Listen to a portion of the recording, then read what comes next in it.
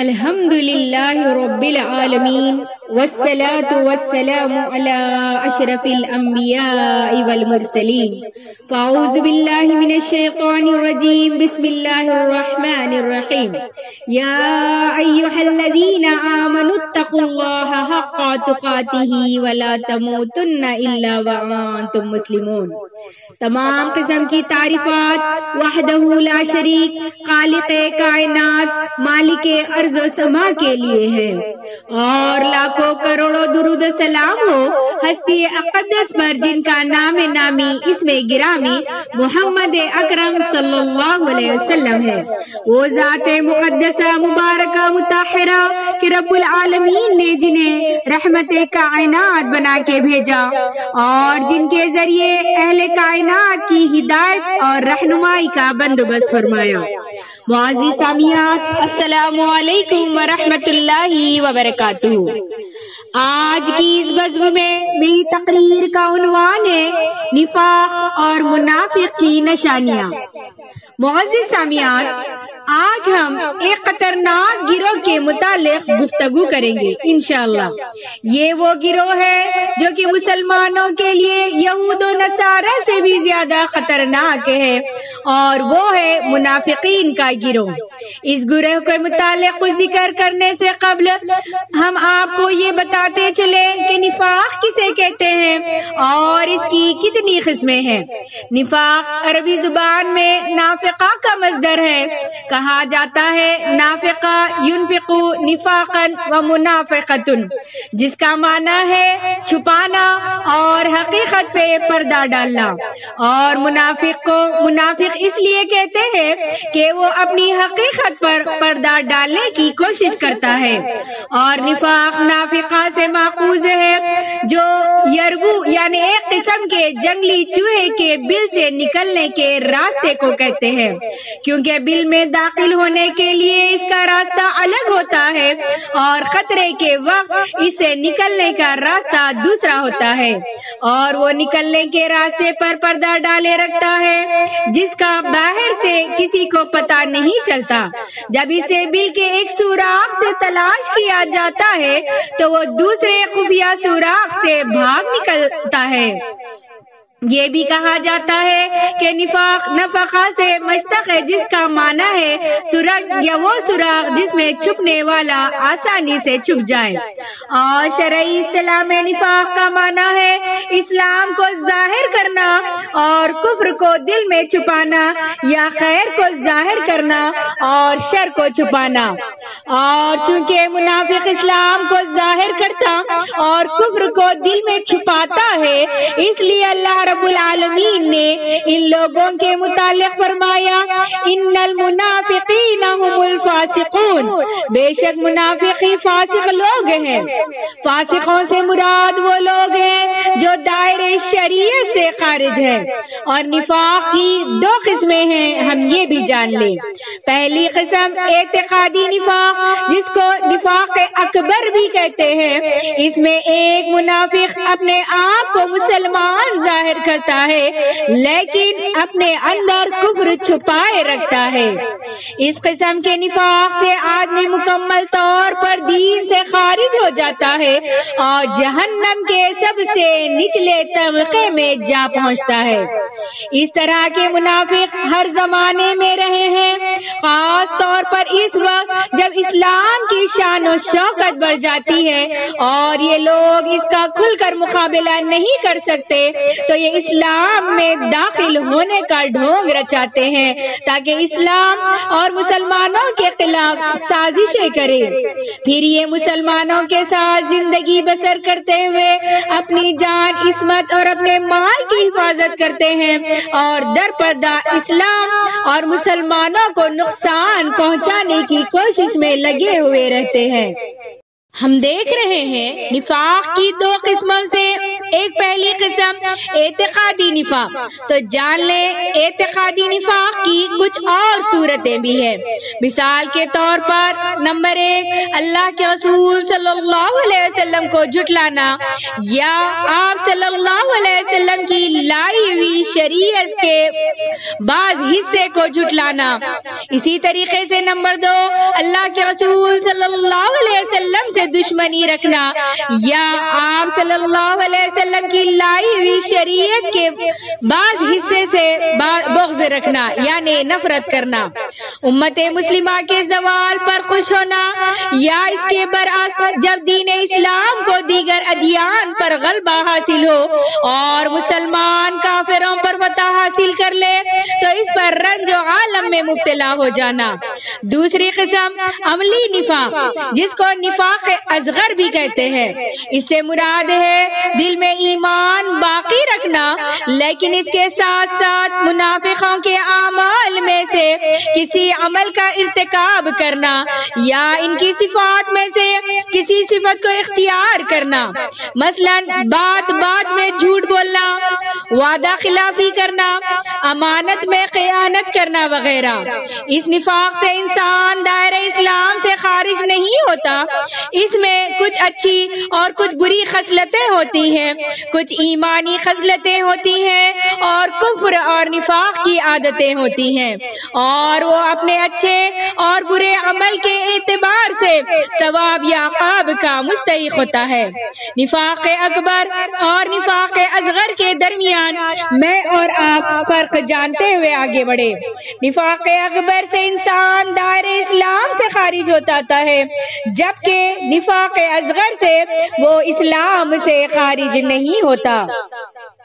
نفاق اکبر ایک سچے مومن سے صادر نہیں ہو سکتا جبکہ نفاق اصغر کا مومن سے صادر ہونا ممکن ہے۔ نفاق اکبر کا مرتکب اگر اس حالت میں مر جائے تو وہ ہمیشہ کے لیے جہنمی ہے، جبکہ نفاق اصغر کا مرتکب اگر بغیر توبہ کے مر جائے تو قیامت کے روز اس کے بارے میں اللہ تعالی جیسے چاہے گا فیصلہ فرمائے گا۔ ہو سکتا ہے کہ اسے عقیدہ توحید کی بنا پر اپنے فضل و کرم سے معاف کر کے جنت میں داخل کر دے، اور ہو سکتا ہے کہ اسے پہلے جہنم میں داخل کر کے اس کو اس کے گناہوں کی سزا دے اور پھر اس کے بعد اسے جنت میں داخل کرے۔ معزز سامعین، نفاق نہایت ہی خطرناک مرض ہے۔ جو لوگ اس مرض میں مبتلا ہوتے ہیں اللہ رب العالمین نے ان کے مرض میں اور اضافہ کرنے کا وعدہ کیا ہے، اور اس کا فرمان ہے سورہ بقرہ سورہ نمبر 2 آیت نمبر 10، فی قلوبہم مرض فزادہم اللہ مرضا ولہم عذاب علیم بما کانوا یکذبون۔ اللہ رب العالمین ارشاد فرماتا ہے ان کے دلوں میں نفاق کی بیماری ہے تو اللہ رب العالمین نے ان کی بیماری کو اور بڑھا دیا، اور جو وہ جھوٹ بک رہے ہیں اس کے عوض ان کو قیامت کے دن دردناک عذاب دیا جائے گا۔ یہی وجہ ہے کہ صحابہ اکرام رضی اللہ عنہم نفاق سے بہت زیادہ ڈرا کرتے تھے۔ ابن ابی ملکیہ کہتے ہیں میں نے 30 صحابہ اکرام کو پایا جس میں سے ہر ایک کو اپنے اوپر نفاق کا خوف رہتا تھا، اور حضرت عمر بن خطاب رضی اللہ تعالیٰ عنہ جناب حذیفہ بن یلمان رضی اللہ تعالیٰ عنہ سے پوچھا کرتے تھے کیا رسول اللہ صلی اللہ علیہ وسلم نے میرا نام منافقوں میں لیا تھا؟ یہ کون ہے؟ یہ عمر بن خطاب رضی اللہ تعالیٰ عنہ جو جس راستے پر چلتے تھے تو شیطان بھی اس راستے کو چھوڑ کر دوسرے راستے پر چلا جاتا تھا، اور جنہیں نبی کریم صلی اللہ علیہ وسلم نے خصوصی طور پر دعا کر کے اللہ رب العالمین سے طلب کیا تھا۔ اور عمر بن خطاب وہ ہے جن کا نام لے کر آپ صلی اللہ علیہ وسلم نے جنت کی بشارت سنائی تھی، وہ اس بات سے ڈرتے تھے کہ کہیں آپ صلی اللہ علیہ وسلم نے ان کا نام منافقوں میں تو نہیں لے لیا۔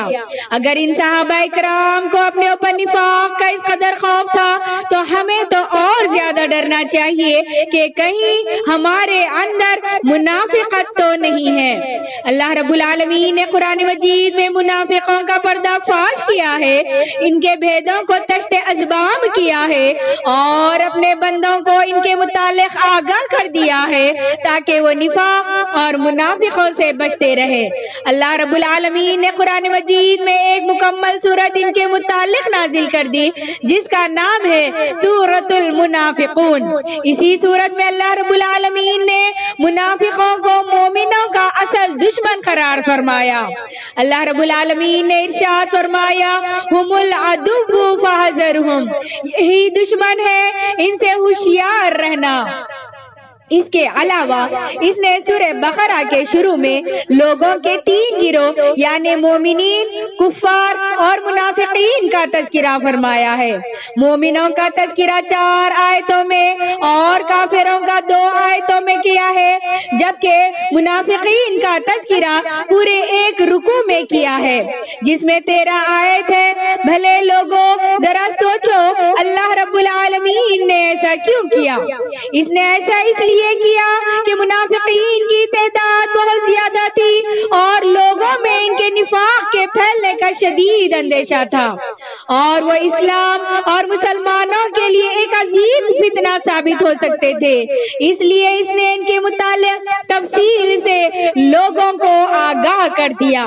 اور اگر ہم تاریخ اسلام کا مطالعہ کریں تو ہمیں معلوم ہوتا ہے کہ ان منافقوں کی دسیسہ کاریوں کی وجہ سے مسلمانوں کو بڑے بڑے مصائب جھیلنا پڑے۔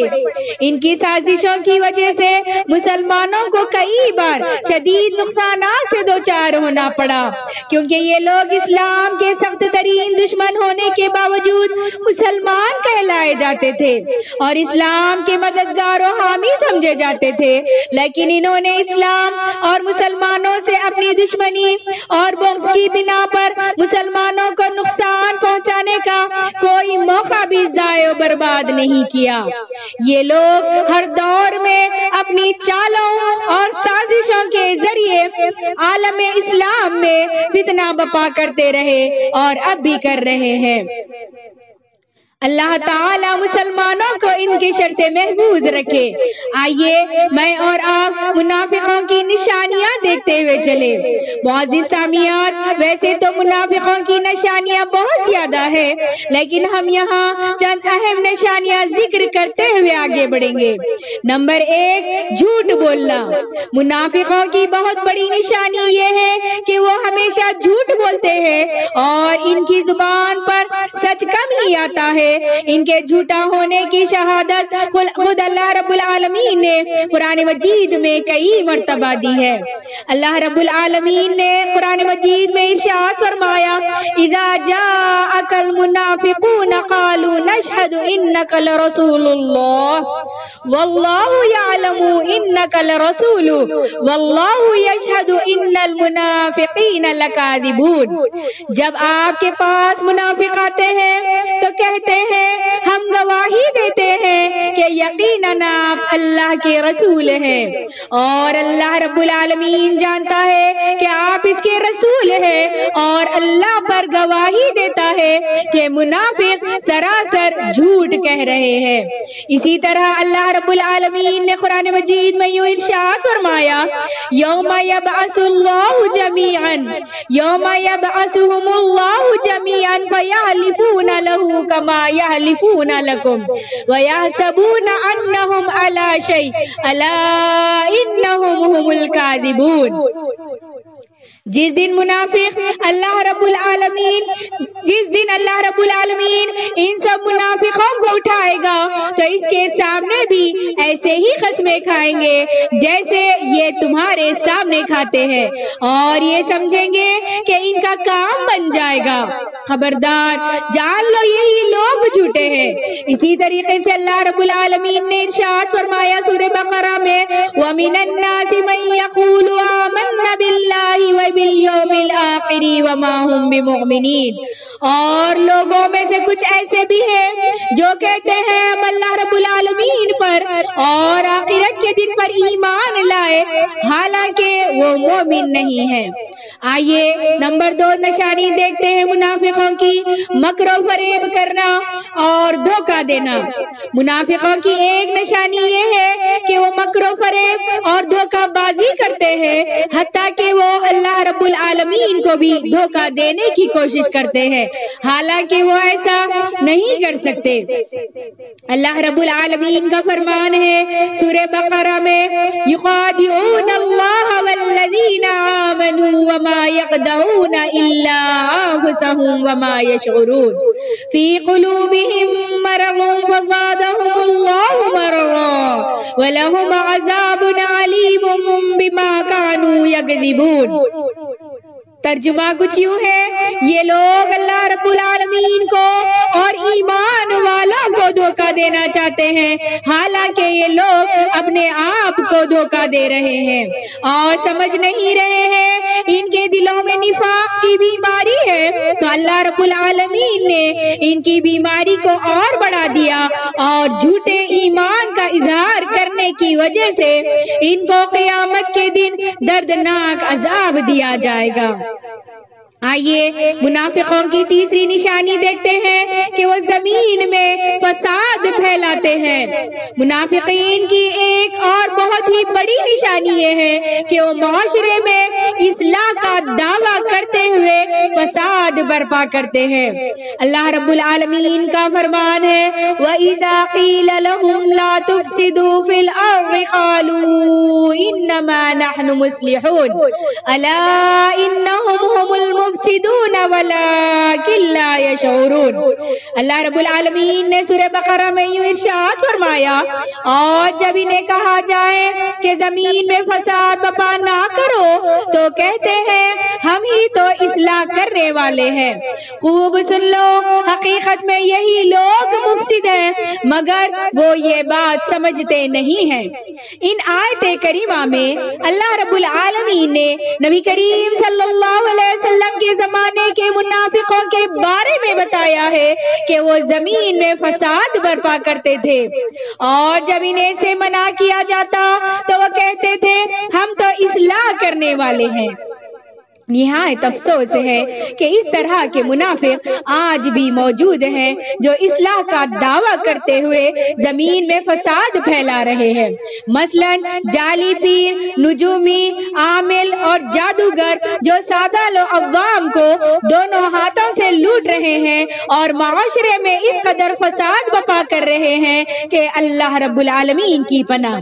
ان لوگوں کا دعویٰ یہ ہوتا ہے کہ ہم ہر مشکل دور کرتے ہیں، ہر مسئلے کا حل بتاتے ہیں اور ہر پریشانی کا علاج کرتے ہیں، جبکہ حقیقت یہ ہے کہ لوگ معاشرے میں مسلمانوں کی مشکلات اور ان کی پریشانیوں میں اضافہ کر رہے ہیں، ان کے مسائل کو اور زیادہ الجھا رہے ہیں. چنانچہ انہی لوگوں کی وجہ سے کئی گھر اجڑ گئے، کئی خاندان برباد ہو گئے، کئی لوگوں کی عزتیں لٹ گئی، کئی پاک باز خواتین ان کے نفسانی خواہشات کی بھیٹ چڑھ گئی اور کئی کھاتے پیتے لوگ دیوالیہ ہو گئے.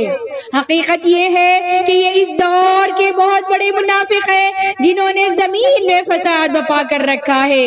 ان لوگوں کے ریپ کے واقعات اکثر و بیشتر میڈیا میں آتے رہتے ہیں، لیکن پھر بھی لوگ ان کے پاس جانے سے باز نہیں آتے، حالانکہ اللہ کے رسول صلی اللہ علیہ وسلم کا ارشاد گرامی ہے جو شخص کسی نجومی کے پاس جائے پھر اس سے کسی چیز کے بارے میں سوال کرے تو اس کی 40 راتوں کی نمازیں قبول نہیں کی جاتی. تو معزز سامعین، ذرا سوچے تو صحیح، ان بدبختوں کے پاس جا کر کس چیز کے بارے میں صرف سوال کرنے کی وجہ سے 40 راتوں کی نمازیں رد کر دی جاتی ہے. اس سے آپ اندازہ کر سکتے ہیں ان لوگوں کے پاس جانا کتنا بڑا گناہ ہے. اور جہاں تک ان کے پاس جا کر ان کے باتوں کی تصدیق کرنے کا تعلق ہے تو وہ کفر ہے. جیسا کہ اللہ کے رسول صلی اللہ علیہ وسلم کا فرمان ہے، جو شخص کسی کاہن یعنی علم غیب کا دعویٰ کرنے والے کسی عامل کے پاس جائے پھر اس کی باتوں کی تصدیق کرے تو اس نے محمد مصطفیٰ صلی اللہ علیہ وسلم پر اتارے گئے دین الہی سے کفر کیا۔ تو نفاق کی 3 چیزیں میں نے آپ کو بتائی، 3 صورتیں میں نے آپ کے سامنے رکھی۔ انشاءاللہ ثم انشاءاللہ کچھ اور چیزیں میں لے کر آپ کے سامنے بہت جلد حاضر ہوں گی۔ آخر میں اللہ سبحانہ و تعالی سے دعا گو ہوں کہ اللہ رب العالمین ہم تمام کو نفاق جیسی بری بیماری سے بچائے اور جو منافق کی نشانیاں ہمارے اندر موجود ہیں انہیں دور کر دے۔ آمین ثم آمین وآخر الدعوانا ان الحمدللہ رب العالمین۔ السلام علیکم ورحمۃ اللہ وبرکاتہ۔